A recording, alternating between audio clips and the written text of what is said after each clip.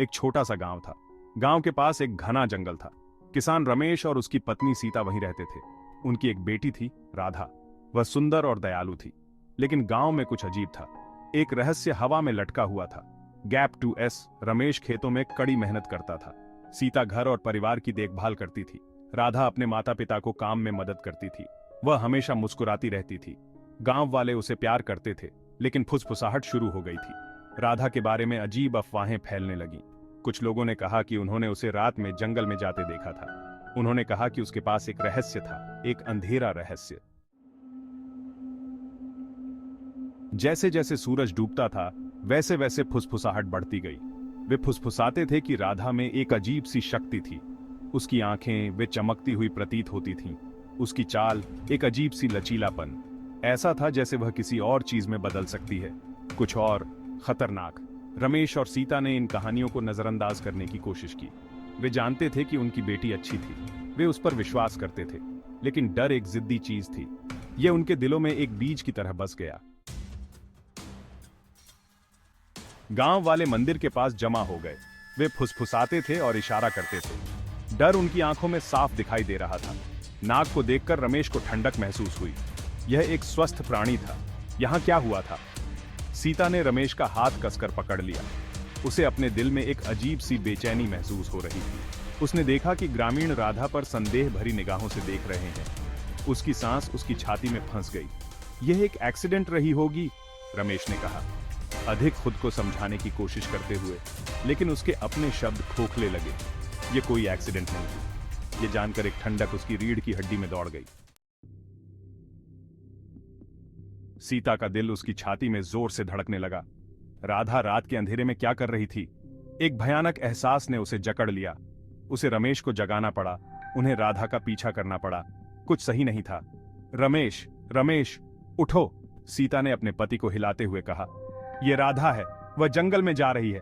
रमेश चौंक कर उठ गया। उसका मन नींद से जाग गया। राधा इस समय जंगल में क्यों? वह उलझन में था। सीता ने आगे कुछ नहीं कहा। उसने बस जल्दी से अपनी चादरें हटा दी और दरवाजे की ओर इशारा किया। हमारे पास उसे खोजने के लिए समय कम है, उसने कहा। उसकी आवाज डर से कांप रही थी। रमेश को एहसास हुआ कि कुछ गड़बड़ है। उसने जल्दी से अपने कपड़े पहने और अपनी पत्नी के पीछे पीछे घर से बाहर निकल गया। ठंडी रात की हवा ने उन्हें जकड़ लिया, क्योंकि वे राधा द्वारा छोड़े गए लुप्त होती पद चिन्हों का पीछा करते हुए अशुभ जंगल की ओर बढ़े। जंगल अंधेरा और खामोश था। पेड़ भयानक छाया डालते थे। हवा में अजीब सी गंध थी। रमेश और सीता डरते हुए आगे बढ़े। उन्हें अपनी बेटी मिलनी ही थी। राधा! रमेश चिल्लाया। राधा, तुम कहां हो? कोई जवाब नहीं था, केवल खामोशी। यह एक भयानक खामोशी थी जो उनके डर को और बढ़ा देती थी। वे गहरे जंगल में जाने लगे। उनके दिल उनकी छाती में जोर से धड़क रहे थे। तभी उन्होंने यह सुना, एक हल्की फुसफुसाहट। यह पेड़ों के बीच से आ रहा था। यह एक आवाज की तरह थी, बात कर रही थी।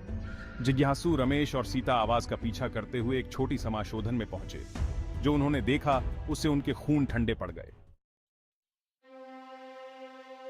समाशोधन के बीच में राधा खड़ी थी, लेकिन वह अकेली नहीं थी। उसके सामने एक विशाल नाग फन फैलाए हुए था। यह राधा से बात कर रहा था। उसकी जीभ अंदर बाहर हो रही थी, लेकिन वह और भी चौंकाने वाला था। राधा नाग से बात कर रही थी, और न केवल बात कर रही थी, बल्कि उसकी भाषा में जवाब दे रही थी।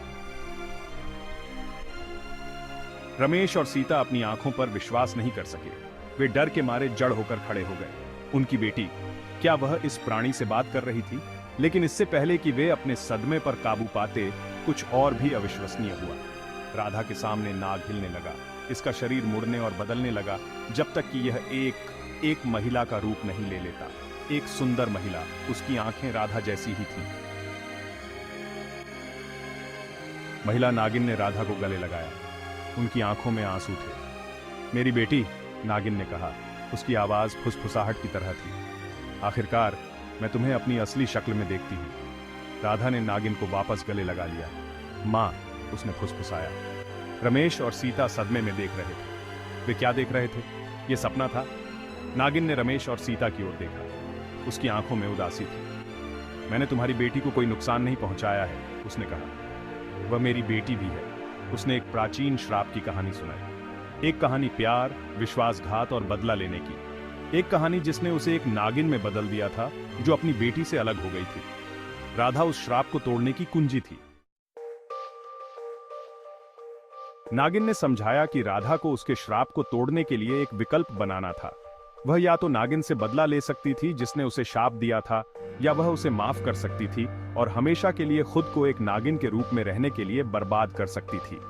राधा, नागिन ने कहा, उसकी आवाज उदासी से भरी हुई थी, पसंद तुम्हारी है। बदला मीठा हो सकता है, लेकिन यह एक कीमत के साथ आता है। माफी दर्दनाक है, लेकिन यह उपचार की ओर ले जा सकती है। रमेश और सीता अपनी बेटी को दिल में डूबते हुए देख रहे थे। वे हमेशा उसे एक दयालु और क्षमाशील बच्चे के रूप में जानते थे, लेकिन यह अलग था। यह जीवन और मृत्यु, बदला और मुक्ति का मामला था। राधा ने अपनी मां को गले लगा लिया। उसके आंसू उसकी मां की चमकदार तराजू पर गिर गए। मां, राधा ने फुसफुसाया। उसकी आवाज दृढ़ता से भर गई। मैं तुम्हें कभी नहीं छोड़ूंगी। हम साथ में एक रास्ता खोज लेंगे। हम हमेशा करेंगे। एक गहरी सांस लेते हुए राधा ने अपना फैसला सुनाया। मैं बदला नहीं लूंगी। मैं अपनी मां को मुक्त करूंगी, भले ही इसका मतलब है कि मुझे अपनी मानवीय जिंदगी छोड़नी पड़े। उसकी आवाज में दृढ़ विश्वास गूंज उठा, जिससे रमेश और सीता को गर्व और उदासी का मिश्रण महसूस हुआ। नागिन ने प्यार से राधा की ओर देखा। उसकी आंखों में आभार के आंसू छलक रहे थे। मेरी बेटी, तेरी हिम्मत और दया का कोई मुकाबला नहीं है। तेरे बलिदान को हमेशा याद रखा जाएगा। जैसे ही चांद ऊपर चमक रहा था, नागिन ने एक प्राचीन मंत्र गाना शुरू कर दिया। हवा घूम रही थी, पेड़ सरसराहट कर रहे थे और हवा जादू से मोटी थी।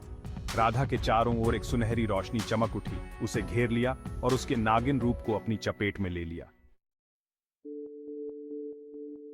रमेश और सीता अपनी बेटी को अलविदा कहने के लिए लौट आए।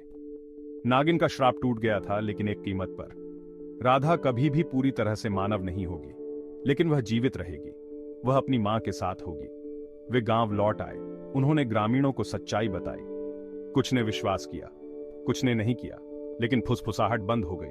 राधा अब एक रहस्य नहीं थी, वह एक किंवदंती थी। राधा की कहानी आने वाली पीढ़ियों तक बताई जाती रही। जंगल अब शांत था, श्राप टूट गया था, लेकिन राधा को कभी नहीं भुलाया गया। वह हमेशा उनके दिलों में रहेगी। कभी कभी रात में लोग जंगल से संगीत की आवाजें सुनते थे, हल्की भूतियां धुनें। उन्होंने कहा कि यह राधा थी, अपनी मां के साथ गा रही थी। एक याद दिलाता है कि जीवन रहस्यमय है और प्यार सबसे मजबूत जादू है।